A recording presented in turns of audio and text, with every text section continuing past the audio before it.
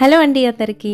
ఇది నేను వెళ్ళిన రెండవ రంగోలీ కాంపిటీషన్ అనమాట. అది వచ్చేసి రామనారాయణం.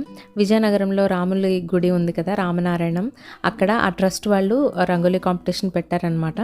నాకు మార్నింగ్ 6 తెలిసింది. సో వెంటనే 9 కాంపిటీషన్ అన్నారనమాట. ఫాస్ట్గా నా దగ్గర ఏవేవి మెటీరియల్ అయితే ఉందో అవన్నీ పట్టుకొని వెళ్ళిపోయానమాట.